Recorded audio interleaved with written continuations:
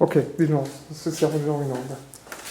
Allora, dice abbiamo perso un pezzo, adesso non so bene se abbiamo perso, non fa niente. Allora andarono molti a Roma, ragazzi di 14-15 anni, andavano a servizio con un fornaio. Si chiamavano i cascherini perché con la bicicletta, come quella che c'aveva Fronzio, non so se la ricorda. Sì, sì. Mettevano il pane, qui una bicicletta, sì, mettevano il pane davanti sì. mettevano il pane davanti al cesto e lo portavano casa per casa. Passavano, c'avevano una zona, no? Dove stava questo fornaio, una zona, questi con questa bicicletta passavano casa per casa e consegnavano il pane alle famiglie. Facevano questo lavoro. Dopo quelli in Borgo Sveldini si hanno comprato pure il forno del padrone, se per caso non c'aveva eredi, no? Ma molti emigravano in Belgio. Qui ce ne sono stati tanti che sono andati a lavorare in Belgio. Tanti hanno resistito e tanti no, perché lavoravano in galleria a tirare fuori il carbone. Ci fu quel disastro di Marcinelli, no? Sì, sì. Ma qui di Vedorina erano parecchie, di Casavecchia e Vedorina, molti andavano, per tutti in Belgio, a un certo punto quelli più grandi, quelli più che avevano 20 anni, no? In Belgio, me ne partirono tanti, anche molti sono rimasti là, sono rimasti là, perché mia moglie c'aveva i parenti in Belgio, ce ne stanno parecchi, che erano partiti qui da Casavecchia, io mi ricordo che erano partiti una ventina, da Via Vedorina qui parecchi partiti,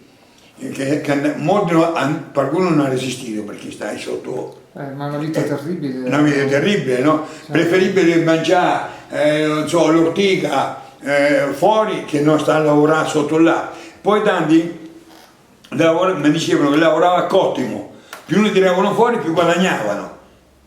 Però la paga era misera. No, la paga era buona. Era buona? Era buona, tanto vero, per esempio qui, conosci quello del distributore? Sì. Il padre è stato andato in Belgio, quello è nato in Belgio, mi pare, questo ragazzo. E c'aveva dopo una ricca pensione, perché non li pagavano bene, quindi che lavoravano. Poi quando facevano a Cottimo, sai che si via a Cottimo? Sì, più ne tiri fuori più guadagnavi, esatto. capito? Ho capito. Quindi, ma da quanto tempo è iniziata, voglio dire, la vita che facevano questa qui? A quanto risale? Al Medioevo? Cioè, sì, ma per esempio diciamo, è fino agli anni 50, ma da quando inizia? Dunque, per esempio sul comune c'è un registro della comunità d'Appennino del 1590. Qui c'è il museo? Sta giù al comune. C'è il registro della comunità di Via Vedorina, di Casavecchia, di Appennino. Quello Appennino è uno dei più vecchi e raccontano, è una cosa proprio, e raccontano che la vita che si viveva allora, a un certo punto trovi la popolazione, a un certo punto che era tanta, poi la carestia ne faceva morire parecchi.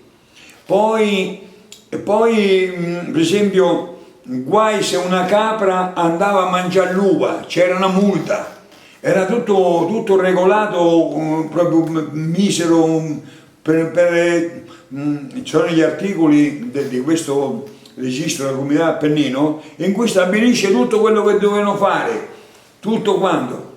Per esempio una cosa invece bellissima fu che la gente si pagò un maestro a quei tempi per far scuola ai bambini.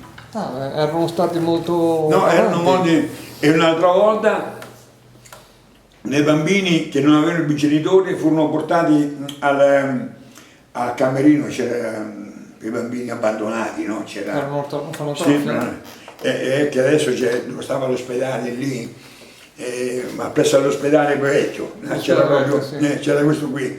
E 2 o 3 bambini furono portati da Appennino lassù e la comunità li pagava per tenerli lassù.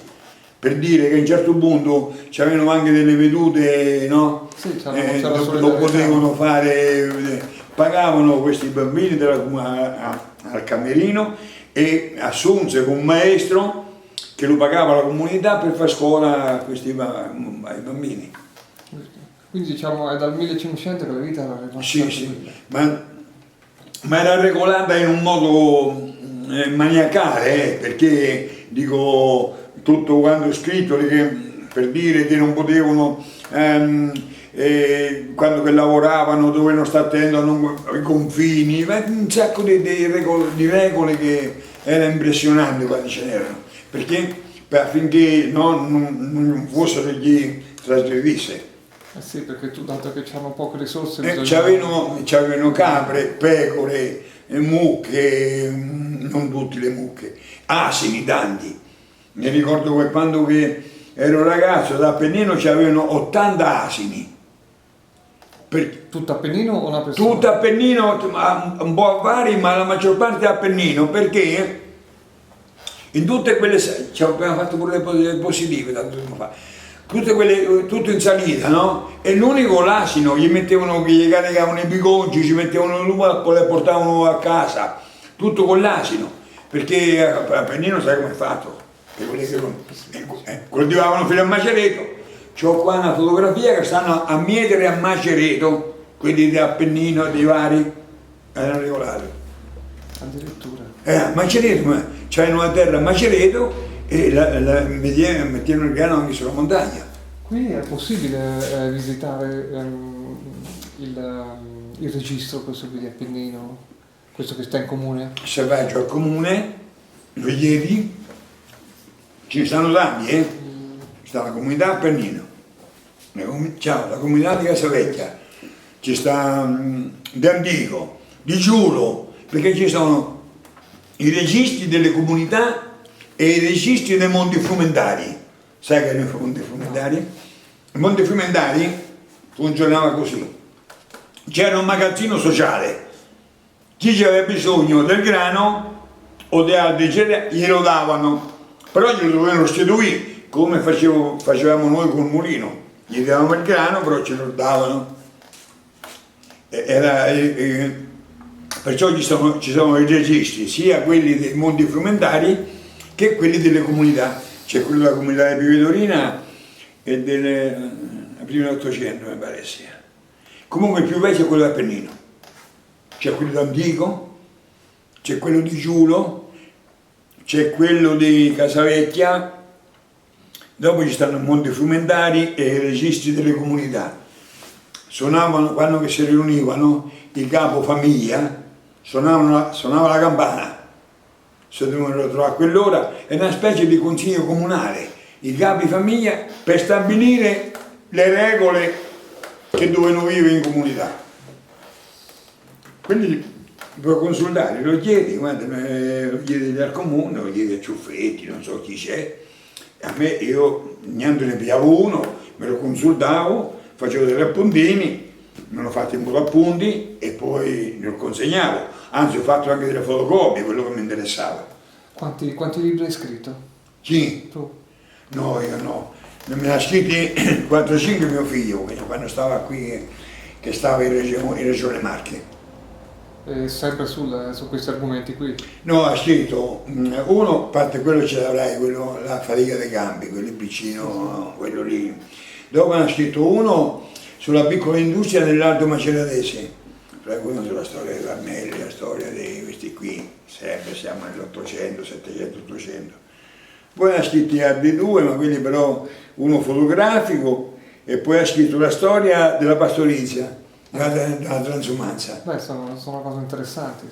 Sì, soltanto che c'era la cassa rurale, si era finiti, questa era la pastorizia, perché dopo è stato fatto pure quello col maiale, però quello ha scritto, gli fece tutti gli appunti io, lo scrisse Bittarelli, ce l'ha quello del maiale?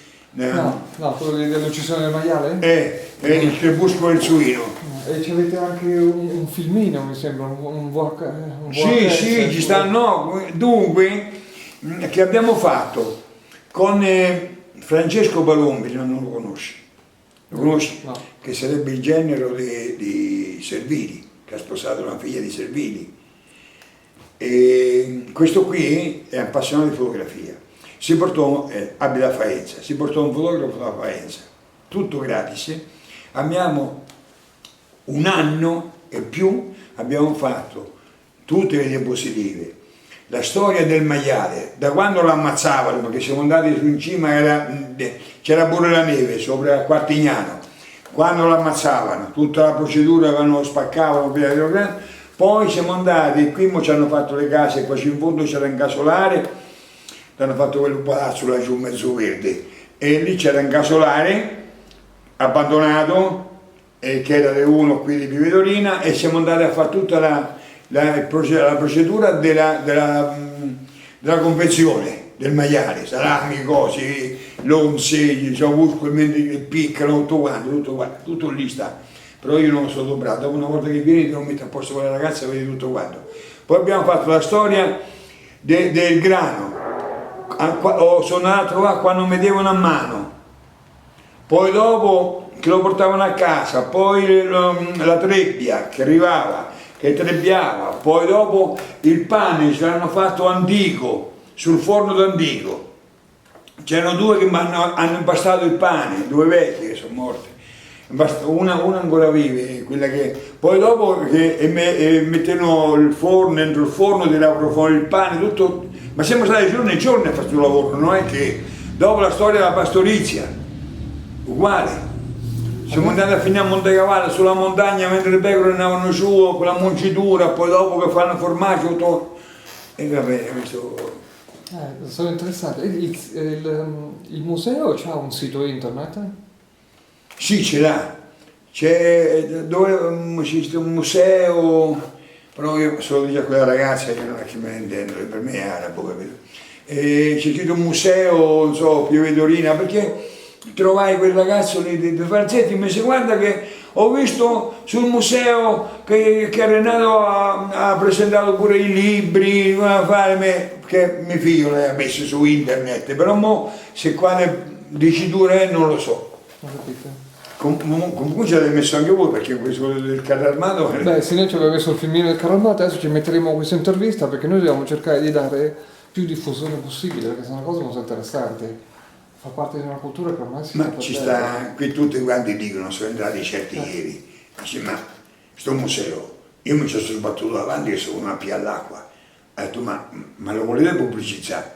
Ma almeno un po' di cartelloni fatti bene, non so, no, dappertutto, dice, per piccole cose mettono fuori certi cartelloni, esatto, e poi non vedi niente, poi ci sono 3 stanze. Esatto, perché non viene pubblicizzato?